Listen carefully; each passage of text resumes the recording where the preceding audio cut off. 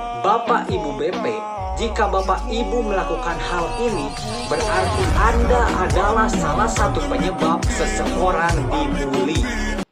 Welcome back my channel Rija Intern. Kali ini saya akan membahas kembali tentang masalah gaya rambut yang sebelumnya pernah saya buat yang video ini.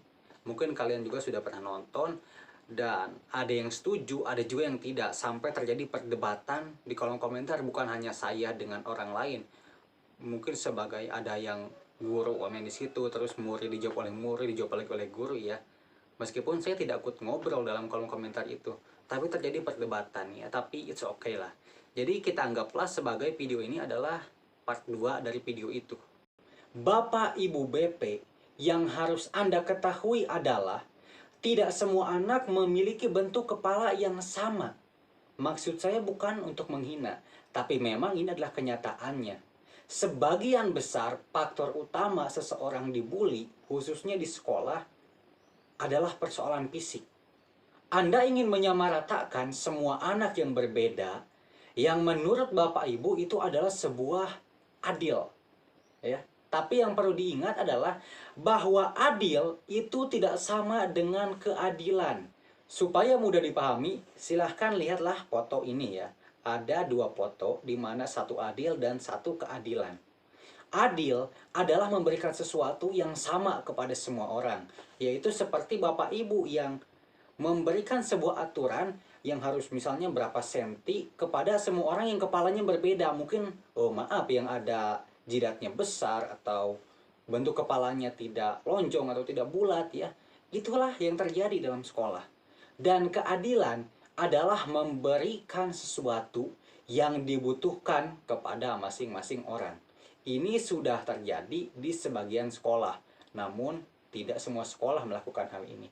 Anak memiliki style rambut itu tentunya ada alasannya, bukan hanya sekedar untuk bergaya, tapi untuk menutupi dalam tanda kutip kekurangan secara fisik ya, karena rambut yang kita bahas ini termasuk ke dalam fisik ya. Mohon maaf sebelumnya, misalnya kan ada yang jidatnya itu agak besar, terus kepalanya bentuknya agak tidak sempurna gitu ya. Makanya itulah dibutuhkan sebuah gaya rambut untuk menutupinya. Dan hal ini tidak diperhatikan oleh kebanyakan orang yang memberikan sebuah aturan ya, satu aturan kepada orang yang memiliki kebutuhan yang berbeda-beda. Ini namanya adil, bukan keadilan. Bapak Ibu harus tahu, Bapak Ibu guru BP, bahwa tidak semua anak itu diberkahi dengan kepala lonjong yang bulat. Ada anak-anak tertentu yang palanya peyang, jidatnya jenong. Jadi kalau dia memelihara poni itu untuk menutupi tanda kutip kekurangannya. Kalau Anda paksa dia harus rambutnya begini, Bapak Ibu guru BP, Anda memperlancar jalur bulian kepada dia. Orang tuh punya rambut, punya alasan dong. Iya kan? Atau mungkin dia ada codet di sini terus dia pakai poni di sini. Iya, maksud gua, ayolah relevan, ayolah teman. Iya. Biasanya pendapat para guru-guru itu biasanya seperti ini. Sekolah itu untuk mencari ilmu, bukan untuk bergaya. Tetapi kenyataannya, seorang anak yang memiliki penampilan dalam tanda kutip tidak bagus akan cenderung dibully oleh lingkungannya. Ya, ini adalah sebuah fakta yang mungkin jangan pura-pura tidak dengar, tidak lihat ya. Karena memang ini adalah sebuah fakta di mana kalau kita tidak memiliki gaya yang tidak perlu bagus-bagus amat, yang penting tidak jelek lah ya, maka kita akan dibully. Makanya kita perlu memiliki sebuah gaya ya untuk menutupi. Ya walaupun fisik itu bukan segalanya, tapi kenyataannya bullying itu memandang fisik. Saya membuat video ini dengan tujuan adanya perhatian tentang aturan ini, supaya ada perubahan, bukan berarti dihilangkan sepenuhnya. Saya tidak minta aturan ini dihilangkan, tapi ada perubahan, ada kelonggaran di mana menciptakan sebuah keadilan, bukan menciptakan adil.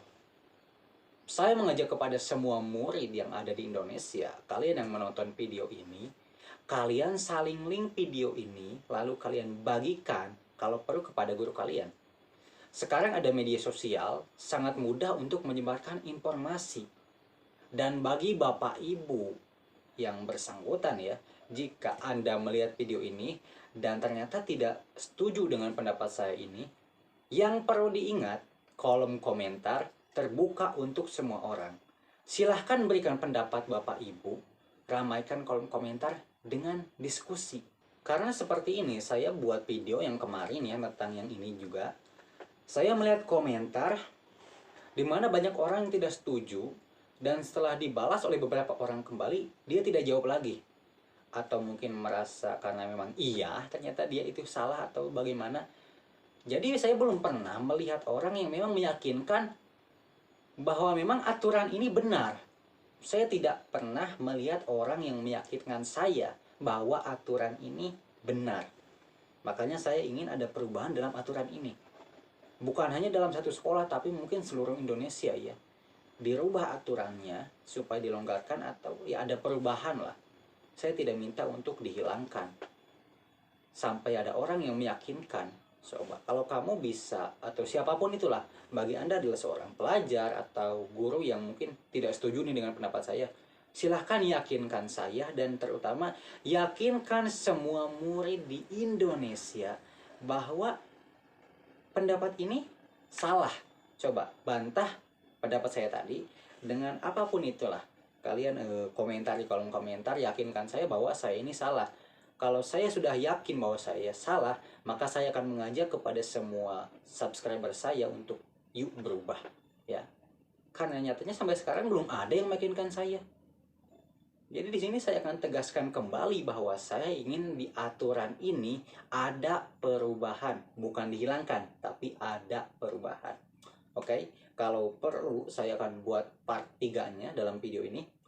Jadi kalian yang belum subscribe, subscribe dulu. Kalian yang belum follow akun Instagram saya Rija Hinteren, silahkan di follow ya.